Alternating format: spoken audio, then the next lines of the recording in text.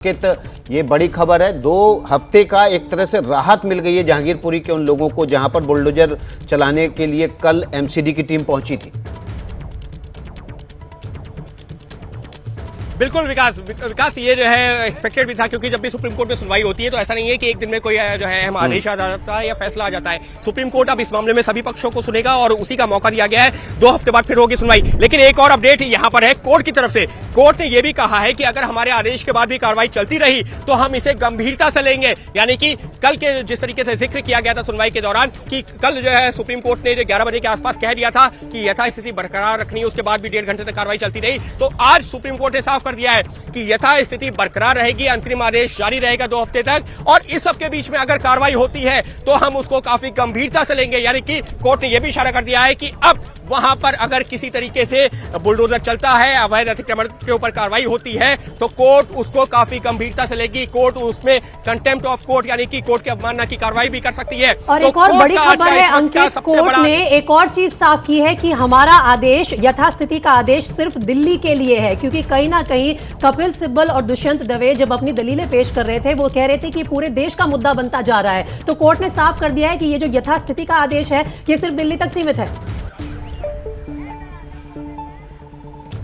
बिल्कुल, और समझा जा सकता है पीटी और विकास, हम लोग इसी बात का तो जिक्र कर रहे थे ना कि देश भर का मामला आप यहाँ पर नहीं ला सकते। अगर आपने जहांगीरपुरी को लेकर के सिर्फ याचिका दायर की है तो आप पूरी दिल्ली की बात नहीं कर सकते या देश का अन्य हिस्सों की बात नहीं कर सकते। तो यहाँ पर जो है इस तरीके से अगर हम बात करें तो सुप्रीम कोर्ट में यहाँ पर जो चर्चा हुई है, दलीलें दी गई है, वो इसी बात को लेकर के दी गई है कि ये सिर्फ देश भर का मामला नहीं है, सिर्फ दिल्ली का मामला है। और दिल्ली के मामले में यहाँ पर सिर्फ जहांगीरपुरी का मामला यहाँ पर आया था और उसी वजह से सिर्फ दिल्ली के जहांगीरपुरी को लेकर के आदेश है, पूरे देश को लेकर के नहीं। हमारे सहयोगी निपुण सहगल भी हमारे साथ आ गए हैं। अब हम इस चर्चा को निपुण के साथ आगे बढ़ा सकते हैं। अंकित, निपुण से ये बात समझनी चाहिए हमें कि ये दिल्ली का ऑर्डर है, दिल्ली में केवल जहांगीरपुरी में लागू होगा या दिल्ली के दूसरे इलाकों में भी नगर निगम की कार्रवाई अतिक्रमण हटाने की चल रही है, वहां पर भी रोक रहेगी?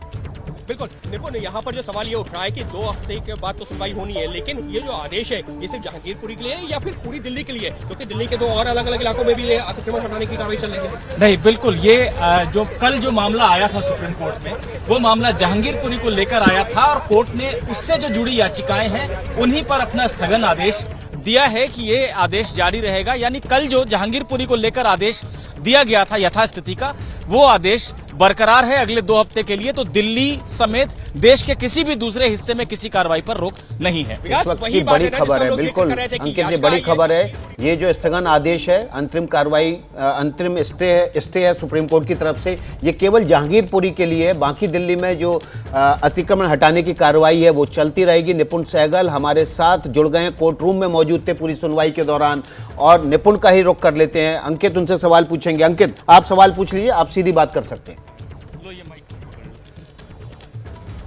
जी बिल्कुल, यहाँ पर इस वक्त जो है कोर्ट की सुनवाई को लेकर के कई अहम सवाल है। निपुण, सबसे पहले ये माना जाए कि जहांगीरपुरी में अगले 2 हफ्ते तक नहीं चलेगा बुलडोजर, ये हम कह सकते हैं?